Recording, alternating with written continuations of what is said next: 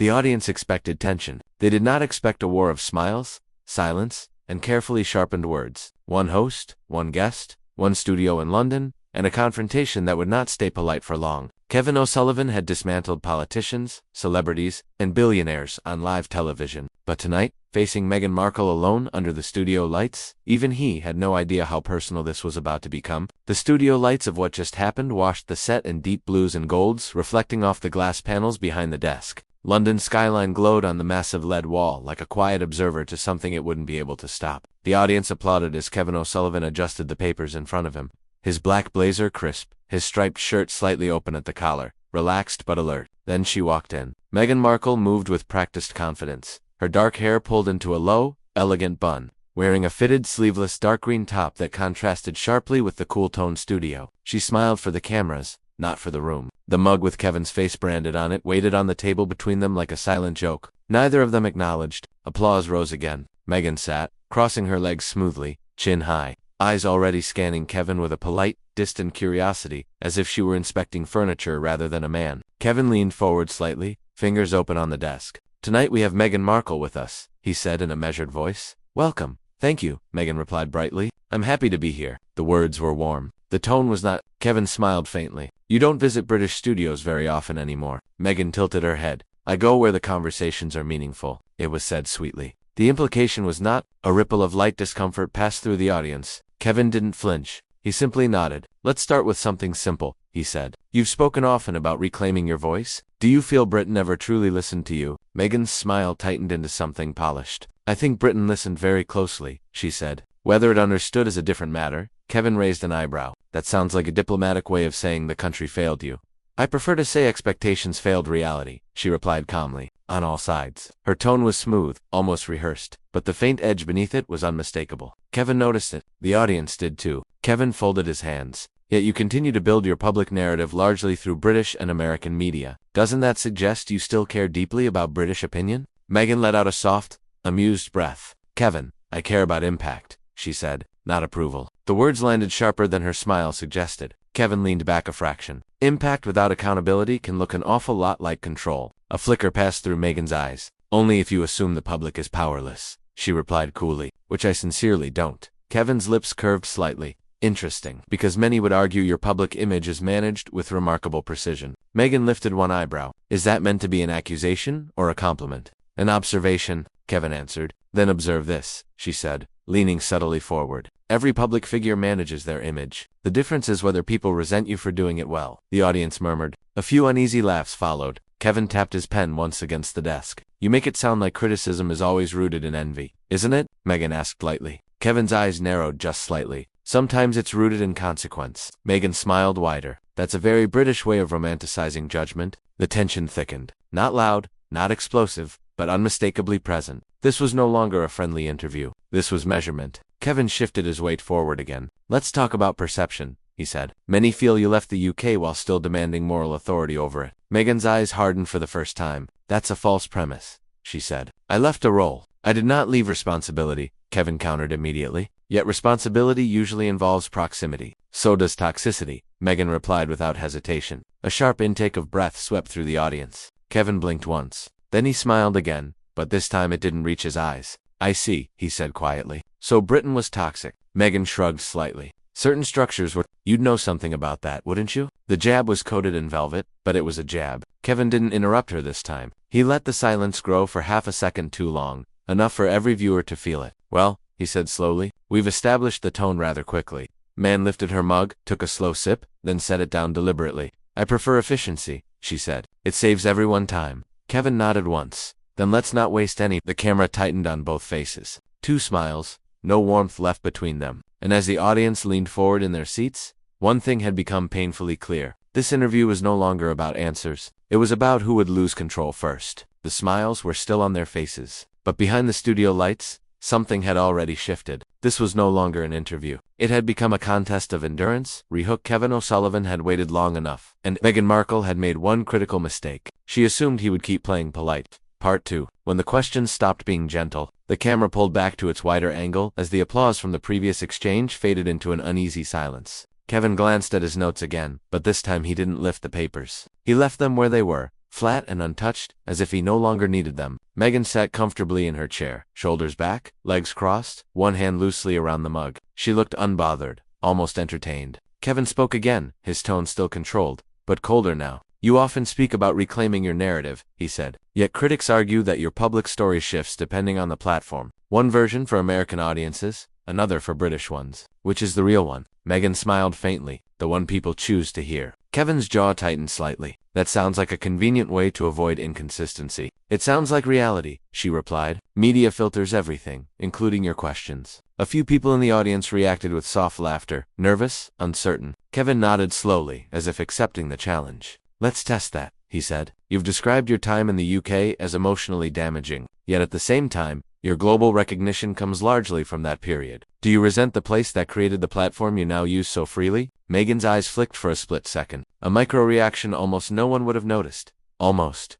Created, she repeated. That's generous. Kevin leaned back. You disagree? I earned every inch of it, she said calmly. The platform already existed. I simply stood on it better than most. A ripple moved through the audience. Kevin looked directly at her now. So, the institution mattered? But not the people within it. Meghan tilted her head. Institutions don't suffer. People do. That wasn't my question, Kevin replied. And it wasn't a helpful framing, she shot back. The temperature in the studio rose. Not in volume, but in pressure. The director cut to a tighter shot. No one wanted to miss a blink. Kevin tapped the desk with 2 fingers. You speak often about truth, he said. Yet several of your personal accounts have been publicly disputed. Journalists, biographers, even former allies have contradicted parts of your story. Are they all lying? Meghan's smile didn't fade, but it hardened. Kevin, she said softly, disagreement is not deception. Neither is verification, he replied. The audience murmured again. Meghan's posture shifted slightly forward now, still controlled, but no longer relaxed. Verification by whom? She asked. By tabloids that build empires on distortion. Kevin's voice sharpened just a degree. By records, timelines, witnesses. Meghan gave a slight dismissive shrug. Truth doesn't require consensus, she said. Only conviction. Kevin stared at her for a moment longer than necessary. That's a dangerous philosophy, he said quietly. Only to people who profit from being believed, she replied. A hush fell over the studio. No laughter this time. Kevin inhaled slowly. Let's move to finances, he said, since perception and conviction seem to be central themes. Meghan's eyes flickered again, this time unmistakably. You built a commercial empire on personal storytelling, Kevin continued. Streaming deals, documentaries, speaking tours. Would you accept that your private life has now become your primary product? Meghan's lips pressed together briefly before she answered. I would call it ownership, she said. I decide how my story is told. And the price tag? Kevin asked. Her eyes narrowed. My boundaries are not commodities, she said firmly. Kevin didn't let it go. Yet everything surrounding them appears to be. Meghan leaned forward for the first time in the interview, resting her forearms lightly on her knees. You're confusing access with ownership, she said. A very common mistake among commentators. Kevin met her gaze without blinking. Commentators don't usually sign 8-figure contracts for vulnerability, he replied. The audience reacted audibly this time. A wave of surprised breath and whispers. Meghan's smile vanished entirely for a heartbeat before she rebuilt it. You sound bitter, she said lightly. Is that personal or professional? Kevin's eyes hardened. It's journalistic, he said. Then you might want to check your bias, Meghan replied smoothly. Because it's beginning to show. Kevin straightened in his seat. Bias doesn't come from questions, he said. It comes from avoiding answers. Meghan lifted her chin. I've answered everything. You've deflected everything, he corrected. The room went still. Even the crew behind the cameras paused their movements. For the first time, Meghan's confidence showed a thin fracture at its edges. She picked up the mug again, took a slow sip, but her hand trembled just enough to be seen. Kevin watched it. Then he spoke quietly, but firmly. Let's see how long this composure really lasts. The camera tightened once more, and in homes across the UK, viewers felt it at the same time. The polite phase was over. What came next would not be controlled. The studio was still silent. Too silent. This was the kind of quiet that comes just before something breaks. Kevin O'Sullivan had stopped circling. Meghan Markle had stopped pretending. And millions of viewers were about to witness the moment where politeness fully collapsed. The camera returned from the brief bumper to a noticeably different atmosphere. The lights were the same. The set was the same. But the air in the studio had thickened, heavy with unsaid words and rising impatience. Even the audience seemed to be sitting differently now. More alert, less entertained, more watchful. Kevin did not look at his notes anymore. He looked only at Meghan. You've spoken publicly about truth, trauma, control, and narrative, he said evenly. But there is one pattern that continues to follow every phase of your public life. Meghan crossed her arms slowly. Patterns are often invented by people who need simple stories, or observed by those who recognize repetition. Kevin replied. A low murmur rippled through the crowd. Kevin continued. Quiet now, forcing the audience to lean in. Every conflict you describe ends with the same conclusion. You are the victim. The institution is the villain. The critics are cruel. The press is corrupt. At what point does responsibility enter your version of events? Meghan let out a soft laugh, not amused, but dismissive. That's a loaded question, she said. You're framing me into a narrative you've already decided upon. Kevin nodded once. Yes, I am. Based on years of public record, Meghan's jaw tightened. You sit behind that desk and pretend you're neutral, she said, but you're not. You've never been neutral about me. I'm neutral about power, Kevin replied, and you now possess a great deal of it. She leaned forward again, this time without elegance. There was edge in every movement. You confuse visibility with power, she said. A common mistake among men who think microphones are weapons. The audience gasped audibly this time. A few scattered claps erupted, quickly drowned out by shocked silence. Kevin's expression darkened. Interesting, he said. You regularly speak about breaking stereotypes, yet you're very quick to use them when it suits you.